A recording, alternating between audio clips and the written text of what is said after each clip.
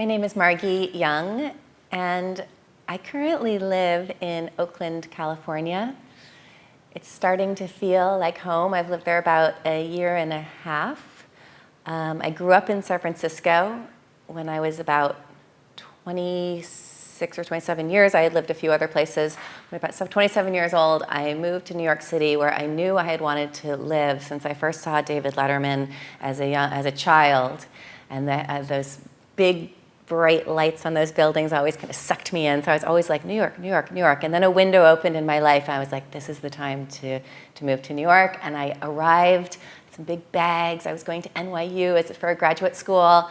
And I wept for about an hour, like, what am I doing? And then from then on, I had an incredibly deep love affair with New York, and I felt at home. I know a lot of people feel at home, like walking in the mountains. I feel at home in downtown Soho, crowded by people. So there's a deep home feeling for me in New York City.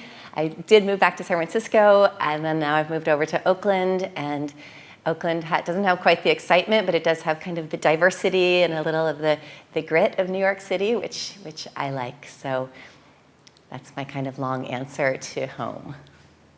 So my first yoga class that I remember taking, I was with my mom, and I was probably in my late teenage years, or maybe I was 20, and it was on Fillmore Street in San Francisco. I remember going up second floor building, and my mom and I were the only people who were in class.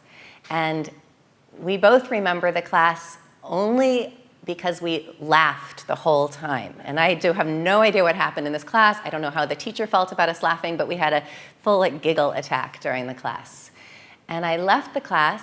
I had a convertible at the time. I threw my roof off my convertible, and I drove to visit my friend 45 minutes away, and I had that yoga thing of just what happened to me? This is extraordinary. And then my life went on, and I just dabbled in yoga a lot. And then one of my very dearest friends from when I was a young child had a horrendous tragedy happen to her mother when we were about 23 years old. And I watched her suffer, and I watched her go through all kinds of different avenues to try to pull her way toward healing herself. And then yoga was like the elixir for her. And I sort of followed in her footsteps of wow, this really is working for her. My life is actually pretty chill right now. I feel pretty happy, but I'm going to just start doing this practice. And I was a dancer, and I was interested. Yoga felt so exotic and bizarre and weird to me, and also familiar because of the dancing, the movement aspect. So I just kept sort of dabbling in different kinds of yoga. And then I was a dancer, and I did the whole towards the end, beginning of 2000 and 2001, I was at Jivamukti, and the thick incense and the chanting, and I was like, oh, this is so great. And I was a dancer, and I was happier, though, when I was doing yoga than when I was dancing. And I've always loved to teach, so we'll get to that maybe later. But so I started really just doing all kinds of different yoga practices, and then started teacher training and got really into it.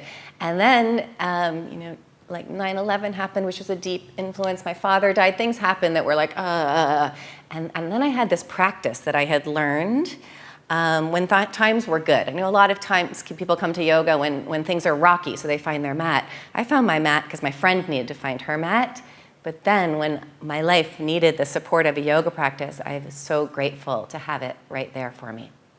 In my teaching, I talk a lot about, pretty much at the end of every practice that I teach, I give some sort of a hint about how this practice will be important off of the mat in the rest of life. And gosh, there's just a million, it feels like times every single day when I'm like, and then I feel my feet on the floor, I take a deep breath. Sometimes I don't remember to. Sometimes I get carried away into the tensions of life. But if I can remember that I have this practice that grounds me, and just the main things I do are, if I'm sitting, I feel my seat on the floor. If I'm standing, I feel my feet on the floor. And then I try to just sneak in a deep breath. And for me, I don't know about anybody else, but for me, it's so hard when I feel like to even try to take a deep breath, but I try to do it, and I try to be diligent about it, and I try to get some oxygen in, and it's amazing how it's like a sledgehammer. It goes into sort of uncomfortable times and helps find some space. And I'm reminded about the day after my dad died, I was really sick. My body said no to this, no thank you. And the day after that, I flew to Mexico to teach a yoga retreat. And I'll never forget, I rolled out my mat in the studio. I got into my room, then I rolled out my mat. I hadn't been on my mat for a little while since he died.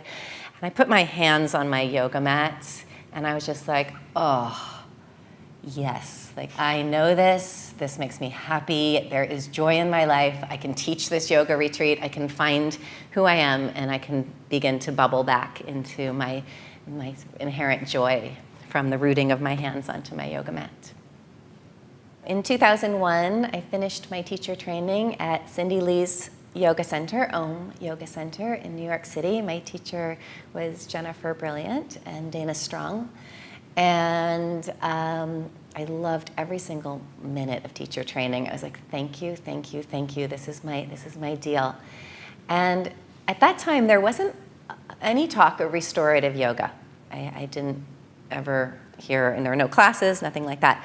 But I heard about restorative yoga, like somehow I heard about Judith Lassiter's program. I'm like, whatever that is, I have no idea what it is, but I'm flying she was teaching in San Francisco, which was convenient because my parents were there. I'm like, I'm going to see what this restorative yoga business is about.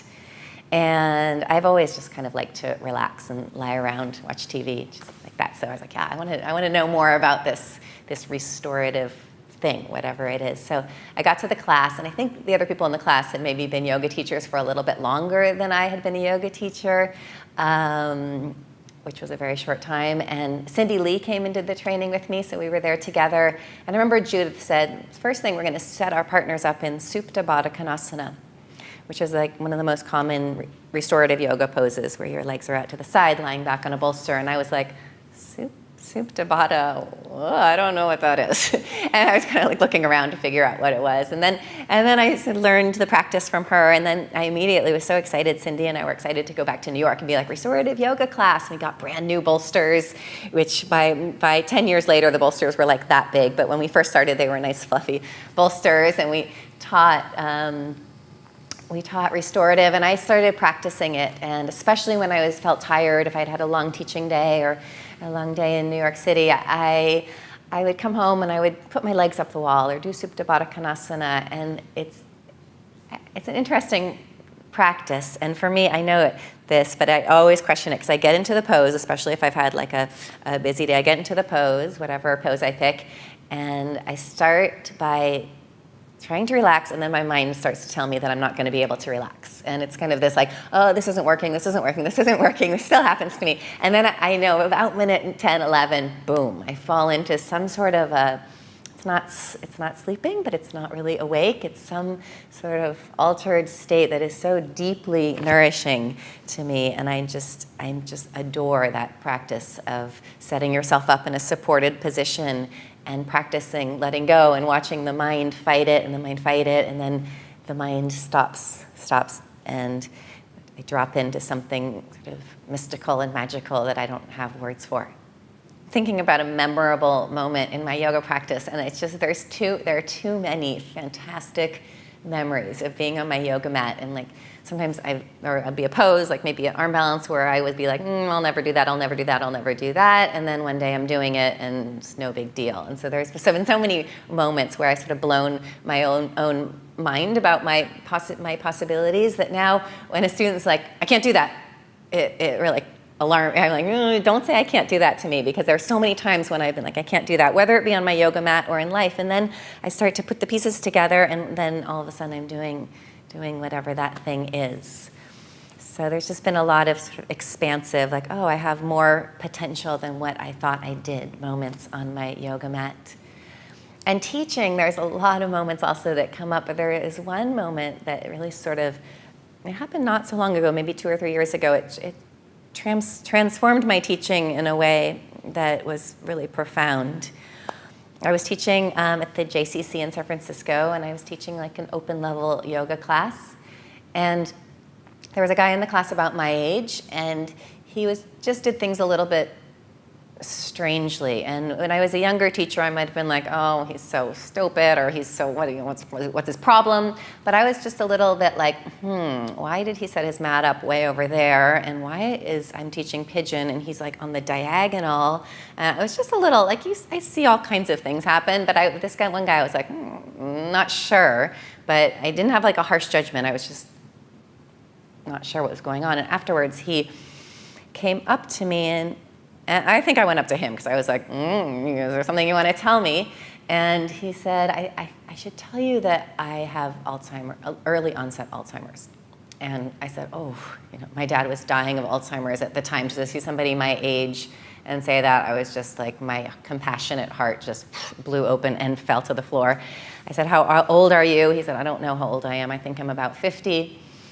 And just that moment, I said, whatever you do, try to remember to come back to class. Keep coming to class, keep coming to class.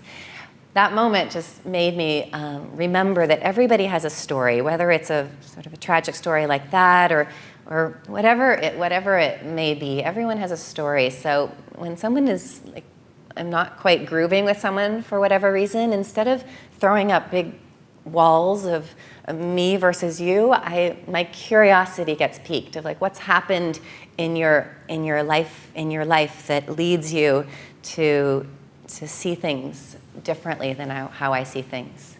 I even like attempt to do that with politicians. I have a 7-year-old son named Finn. He is a really sort of easy, delightful child for whatever reason. I was blessed with a human being so far. Who knows? Tomorrow everything could go haywire. But so far, he's a pretty mellow kid. And when I practice and he is around, he jumps on me.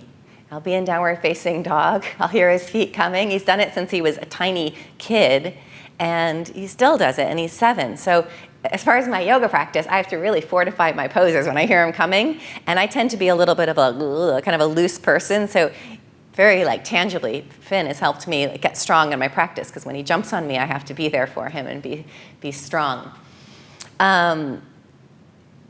I actually was thinking recently about teaching a yoga class about parenting, because and then I realized I don't know like the full gamut about parenting, but I have one skill as a parent that has worked so beautifully for me and has helped me stay calm when he's being a complete crazy, and as I say, he's a pretty mellow kid, but I have a few examples, especially when he's in the car, like we're in traffic, and he's thirsty.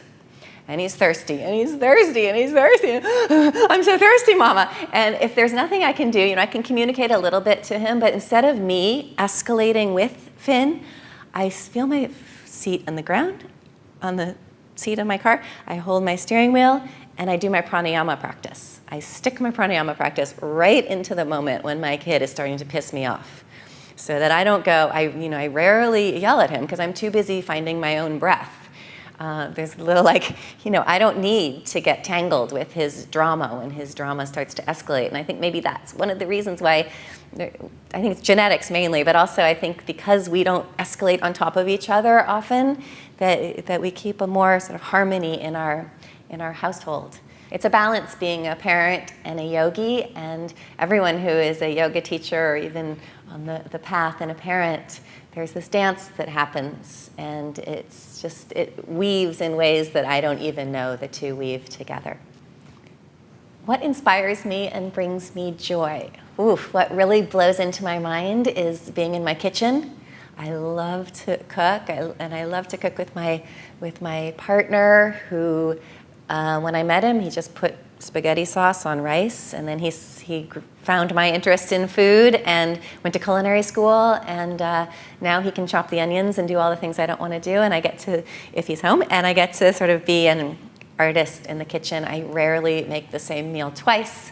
I just love to look at recipes and blogs and put things together, and my child bring me great joy. My partner, and on Friday nights I spend the night at my mom's house, and I get to sleep in, and I just can't get over, especially being a mom, like sleeping in is like, that's so great when you're a teenager, and I still think it's so great to sleep in. That brings me joy. I love my friends. My girlfriends are so important to me, bringing me joy, and just air and ocean and many, many things. I think my yoga practice is working. At this point in my life, it feels so integrated that I don't know what my life would look like without my yoga practice.